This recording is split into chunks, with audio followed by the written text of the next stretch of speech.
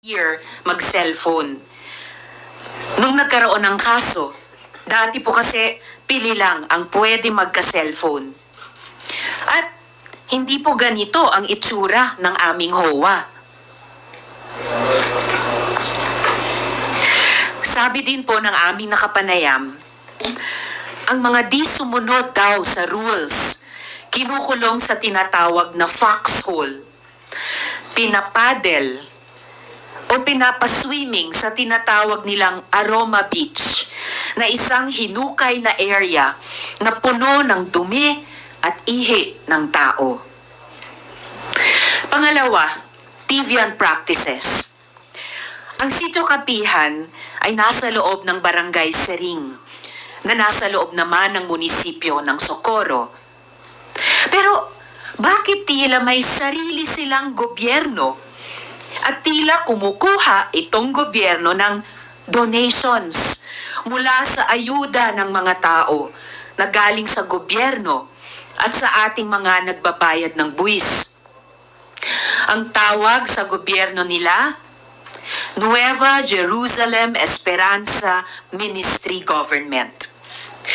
Pambihira, mayroon pa sila sariling Ministry of Budget and Finance. Mamaya, ilalahad din ng ating mga witness kung paano sila pilit na pinakasal sa mura nilang gulang, some as young as 12 years old, mismo ng tinatawag nilang Senyor Aguila. Pero ito pong ipapakita sa inyong family planning form ay paunang patunay.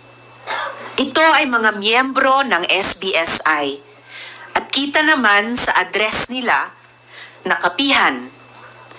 Mga menor de edad ito. Halimbawa, itong isang pinapakita ko, ang edad niya ay 15 years old. Based on this document, siya po ay may isa ng anak at ang civil status niya ay married. Pag chinek ang local civil registrar, wala pong record ng kasal, ng pagpapanganak, ng pagkamatay. Dahil po ang Nueva Jerusalem Esperanza Ministry Government ang nag-i-issue din ng birth certificate, marriage certificate, at death certificate. Nabalitaan ko din po na puwersadong pinatigil ang mga bata sa pag-aaral. At halos 30% lang ang pinayagang pumasok sa school. Sino ang mga 30% na ito? Sila ang mga nakapasok sa 4-piece program. Sayang nga naman daw ang makukuha na cash transfer dahil makakaporsento pa ang kulto. In fairness naman sa kanila, may at least 2 lehitimong proseso ng gobyerno sila na sinasalihan. Ang pagkuha ng ayuda at ang pagboto sa local at national na eleksyon. Sayang nga naman ang command vote. Kakaiba din talaga ang karisma ni J. Renz Kilario o ang tinatawag na Senyor Aguila.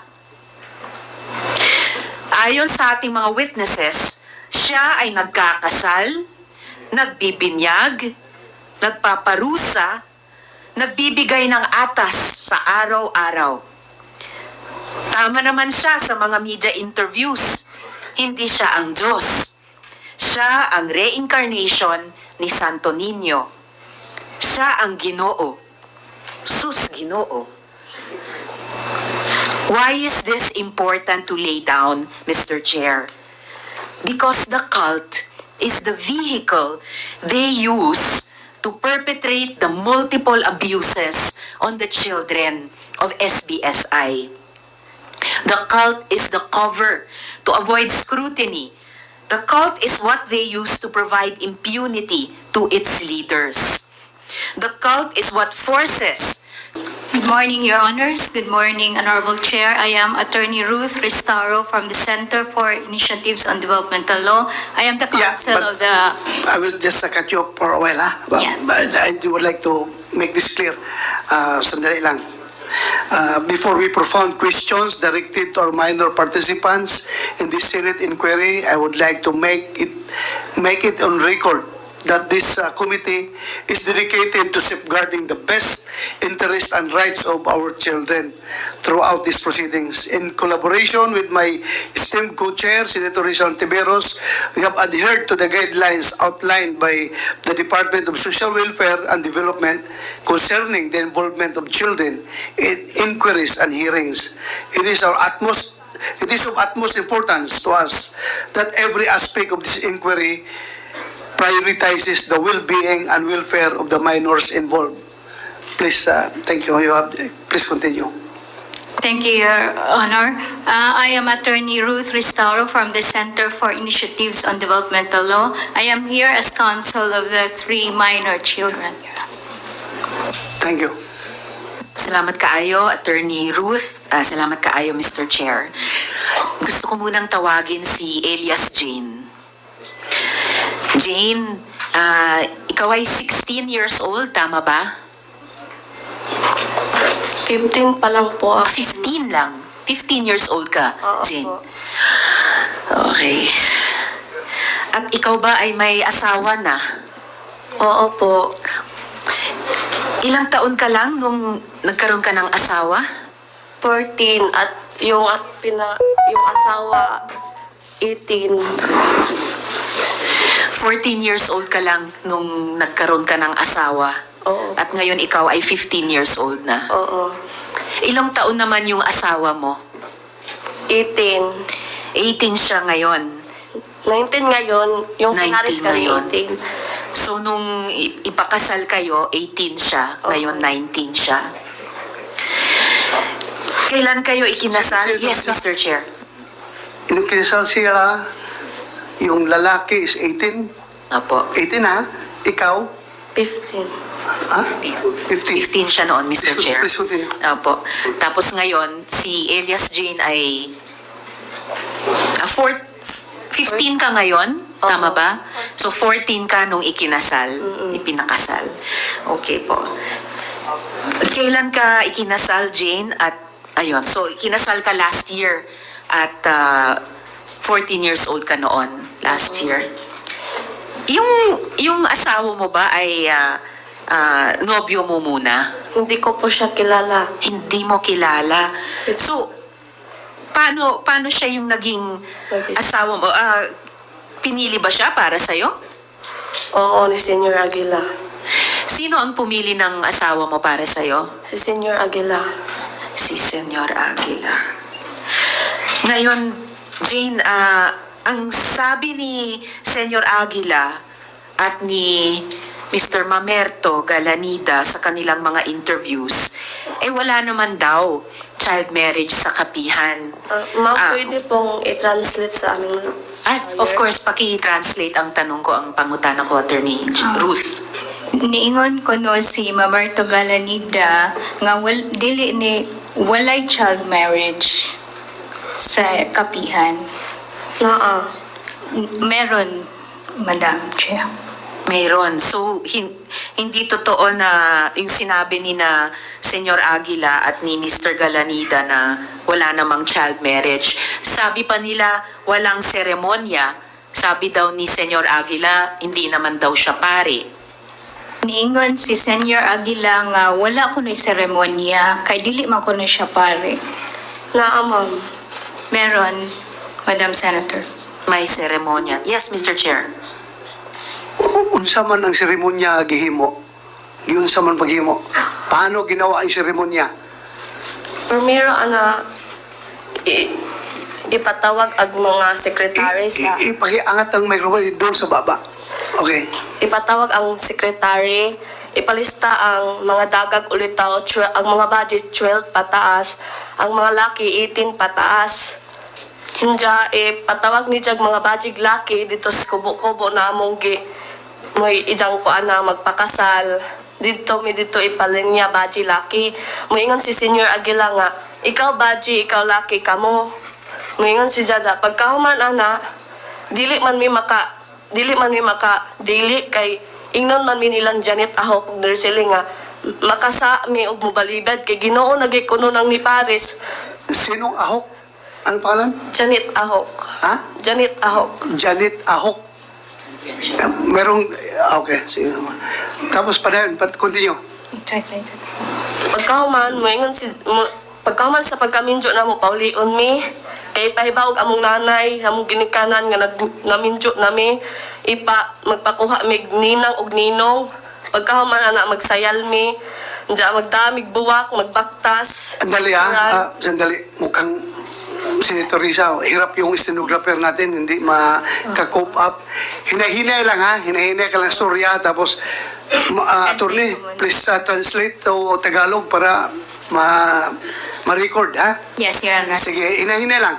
Sige. Okay. Please continue. Yung sinabi niya na sabi niya na unang step daw is ipapatawag yung mga secretaries tapos ililista kung sino ang mga single na lalaki at single na babae.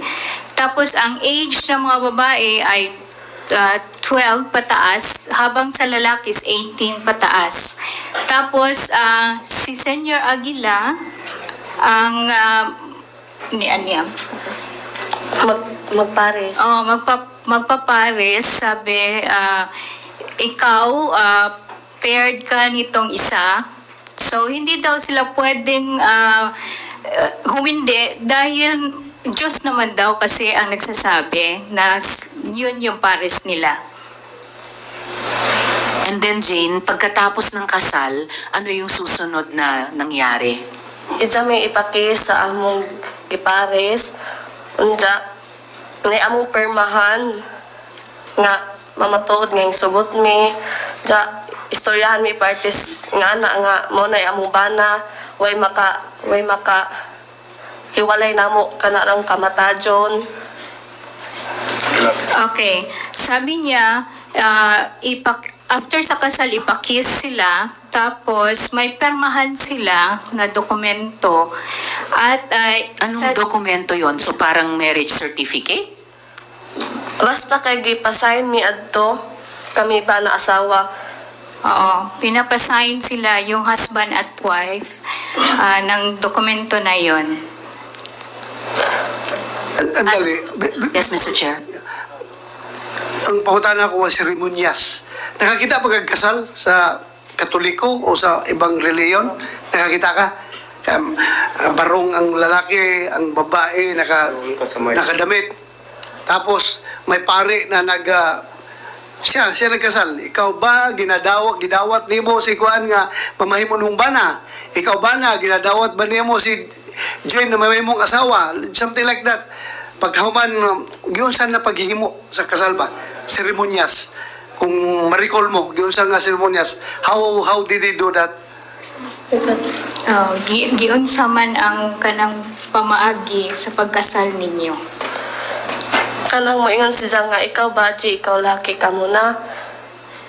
Diya, paghuman anak kay paghuman sa at among inog among ginikanan nga minjo na mi magkuan mig ninang og ninong ni among hawitan anak nga buwak. Diya picturean mi. Okay. So, after the pairing, sinabi ni J. Renz na ikaw babae, ikaw lalaki, kayo na.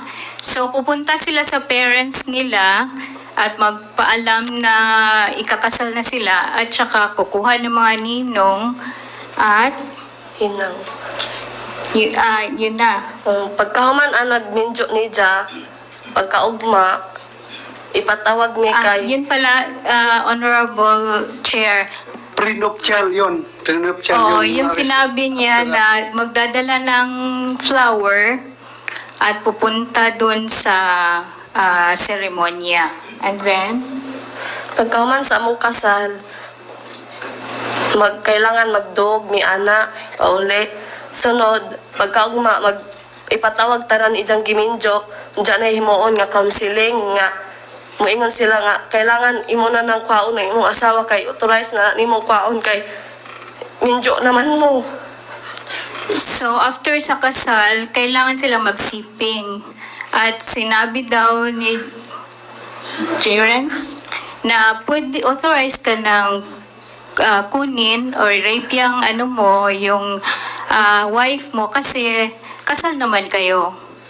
Sinabi ni Senyor Aguila, authorized ang asawa mo i-rape ka? Kailangan ay among tulo ka adlaw di mi makuha ngalan mi ka Diyos. Kailangan daw makuha sila in 3 days. Otherwise, they will be called na nag-adyos. Ano yung... Sige, mamaya gusto kong itanong, Mr. Chair, ano ba yung adjust na yan? Pero ituloy mo muna, Jane. Ano yung susunod na pangyayari? Kasi sabi mo, sinabi ni Senyor Aguila, sinasabi, authorized yung mga asawa i-rape Opo. kayo. Senator Risa, sandali lang Yes, ha. Mr. Chair. Andito ba parents mo? Nasaan ang parents mo ngayon? Hanggang nanay tas Ha? Your Honor, she is under an alias name, Your Honor. Ha? Your Honor, she's under an alias, so she cannot... Okay. Pero andito yung father niya? Wala. Yung nanay mo, nandun pa sa kapihan. yes, Your Honor. Kalaroin ko lang kasi gusto ko rin kausapin yung parents kung andito. We cannot divulge the name of the parents, Your Honor. Kaya nga, sige lang, huwag lang i-divulge. Basta ako, gusto ko lang either executive session or gusto kong makausap. So meaning, Jane, pumayag yung parents mo na ikasal ka. okay, musugot na ka na mag-among mga parents tungod kay mamay among balaod ni Senior Aguila kaya makasa kami sa langit. Oo, kasi yun daw ang laws to be able to go to heaven, Your Honor. Yung parents mo, pumayag, ikasal ka, 14 years old. Pumayag siya. 14 years old ka, nung kinasal ka, di ba? Oo. Anong klaseng parents yun? Bahagi po yun, Mr. Chair, ng mga iniuutos ni Senyor Aguila. Please continue, Senator Risa. Salamat kaayo, Mr. Chair. So, ano yung sumunod na nangyari, Jane? Pagkatapos ng seremonya, pagkatapos ng sinabihan kayo ni Senyor Aguila na authorized kayong i-rape ng mga asawa nyo? Unsay nahitabo pagkahuman gingon ni Senyor Aguila nga authorized na ang inyong mga bana nga i-rape mo. Unsay nahitabo human? Gipaulit naman mi adto pagkahuman nila counseling. Pinauwi sila after the counseling, Your Honor. Tapos ganun yung laman ng counseling, yung ganung klaseng authorization. Tapos, Jane, maliban dun sa asawa mo, meron pang ibang tao na nagtangkang makipagtalik sa'yo o nagparating na gustong makipagtalik sa'yo. Oo. Sino yung taong yun? Senior Aguila. Tapos, Yes, Mr. Chair. nakapagtalik kayo? Ha? Iyak ko yung sugod. Wala, hindi nangyari. Hindi siya pumayag, Your Honor. Hindi ka pumayag. Mabuti hindi ka pinilit. Sige kog ingon-ingon na dyan nga. Sige, Ha? sugot na diha kay dis kay ingon na nang kuan kay Ginoo na nang hingingon nimo jadi paghapon ka pero di mo gajud ko. Palagi siyang kinukulit, Your Honor, na mag-consent na pero ayaw niya. Kasi sabi daw, Panginoon na yung ano sa'yo, nag-ask ba? Oh. Sige. Salamat kayo, Mr. Chair. Kanina, Jane, binanggit mo yung adyos. No? Ano ba yung adyos na yan? May parusa ba kapag ayaw makipagtalik yung mga ipinakakasal? Kabali ingon na ni Senior Aguila nga kasa mi ing ana na dili mi magpahilabot sa among bana nga authorized na among tanak kay minjo na mi. So sinasabi na nagkakasala sila pag hindi sila pumayag na i-sex ng kanilang mga husbands, Your Honor. Yun na yung adyos? Oo. Ano yung epekto kapag sinabing ang ginawa mo ay adyos? Anong mangyayari sa'yo? Unsay may tabo ko, ingnon mo nga nag-adjust ka. Kanang matawag og adjust nang maglikay-likay kay imong bana di ka magpahilabot. Oo. Munay adjust sa amo. Kung giingnan ka nga, nag-adjust ka, unsa may mahitabuan na nimo. Kanang istoryahon mi, ingnon mi nga, ipasabot mi na ngaman kuno di kuno mi magpahilabot. Nga ana, nga impierno la economic, nga ana mi. Kakausapin sila, Your Honor. Sasabihin na maimpyerno sila pag hindi sila pumayag. So, kapag hindi nakipagtalik, ay pupunta sa impyerno. Jane, sino ba si J. Renz Kilario? Ano ba yung pagkakilala mo sa kanya? Nagpaila siya ang Ginoo nga mo mangluluwas. Nagpakilala siya na siya yung Panginoon at Savior nila, Your Honor. Lumalabas na kapag may rules, yung Panginoon, yung Savior, si Senyor Aguila na nilabag, may parusa. Isa na itong sinabi mong adyos. Meron pa bang ibang mga parusang ginagawa bukod sa adyos? Ug dili mi mosunod sa iyang voluntaryo, mga paksol, restricted mis paksol, iroleta, ug kanang padulan. Kung hindi sila susunod, mayroon silang paddle, may ruleta, at restricted, Your Honor. Paddle? Parang paddle ng mga frat, ganon?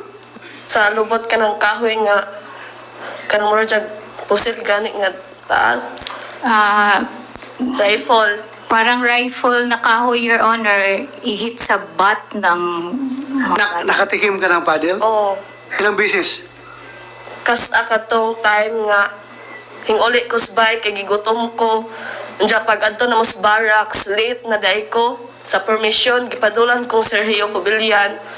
So may Sino nagpaddle? Sergio Cobillan. Ha? Sergio Cobillan. Sergio Cobillan. Claro mo nga, ato na, ang pangalan? Sergio Cobillan daw, Your Honor. Sirenyo? Sergio Cabillan. Cobillan. Pobilyan. Oh. Kumsek, paki-check kung andito ngayon, nandito siya, kung Cobillan na yan. Invited, andito ba? Hanapin niyo, paupuin niyo dyan, yung Cobillan. Continue, Senator Risa. Salamat kayo, Mr. Chair. Ilang beses ka pinadal? Isa. Isang beses, Your Honor. At ano naman yung isang sinabi mong parusa na roleta? Kanang mutalidok sa jog asa nimo mutugdang ang imong makuha na mga masimasi, jogging, restricted sa paksol. Parang, Asa mo to nung mo to imong buhaton. parang will, Your Honor, na nandoon yung lista ng lahat ng mga punishments at kung saan mag-stop yung ruleta, yun yung gagawin mo. So sa halip na roleta na meron kang maipapanalo, roleta na yung parusa na gagawin sa iyo. Ano naman yung restriction at ano yung binabanggit mong foxholes? Kanang nastungas lasa nga among bantayan. Kaya may makasod laing So, yung foxhole ay yung isang bahay sa nga gamay. maliit na bahay sa in the middle of the forest, Your Honor, na kailangan nilang bantayan. Yun yung foxhole. At ano yung restriction na isa pang parusa?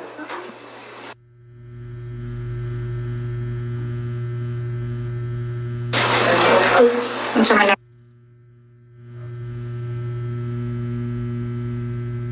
Ang kas paksol gani nga pila ka semana unja dili ka pwede duulon. Dito ra ka ja white trapal, magdujan ra ka.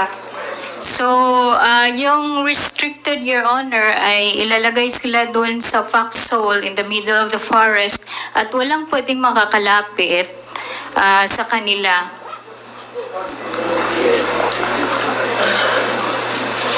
So sa kabila ng lahat ng itong mga pag-uutos, pagpipilit, pagpaparusa, Jane, nung nasa kapihan ka, nakapag-aral ka ba?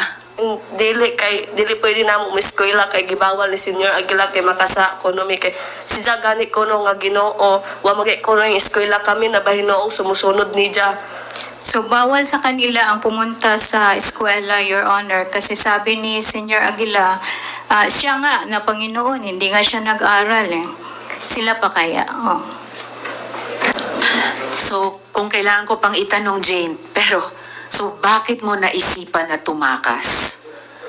Tungod kay sa katong giminjo ko, nagipugos ra ko, ug dili pwede pa eskwelahon, ug kinakapuyan tungod kay na mga masimasi hakot, hakot og buhangin, graba, ug mga kahoy, ug dili pwede ka pagawason nila, ug kanang dagag ulitaw pa ka, ug pera namo nga mga dagko na mga adult, dili pwede sila mong gawas, ug dili check attendance sila sa voluntaryo. So, lumabas siya dahil pinakasal siya, Your Honor. At saka pagod na daw siya sa dami ng kanilang ginagawa at hindi sila allowed na mag-eskwela, Your Honor.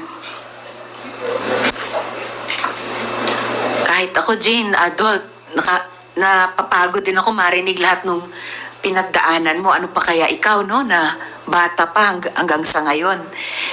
At sa ngayon, Jane, kasama mo si tatay mo, pero ang nanay mo ay nandoon pa rin hanggang ngayon sa kapihan. Oh, giminjo jag otro ni Senior Aguila. Yung mother niya ay pinakasal sa iba, Your Honor. Doon ni Senior Aguila. Yung mother mo nakasal sa father mo, pinakasal ni Senyor Aguila sa iba? Oh, Paano mo nalaman na pinakasal siya sa iba? katong pag-praglit-lit na mo progressing, nagpatawag si nanay o katong laki. May flag raising sila doon, Your Honor, na pinatawag yung nanay niya at yung bagong husband niya, yung lalaki. Kay dili ko no pwede o dili mi pares kay di ko no mi kasaka sa arka ni Noe. Hindi daw pwede na walang pares dahil hindi sila makakapasok sa arka ni Noah. No way. Hindi pwedeng walang kapares dahil pag walang kapares, hindi maililigtas. So dapat parang yung mga hayop sa arko ni Noah, dapat pares-pares. Oh, Okay. Well, tagang salamat, Jane, ha? Baka mamaya may mga tanong pa sa iyo. Pero ngayon pa lang, maraming salamat sa pagsasalita mo sa amin. Alang-alang sa sarili.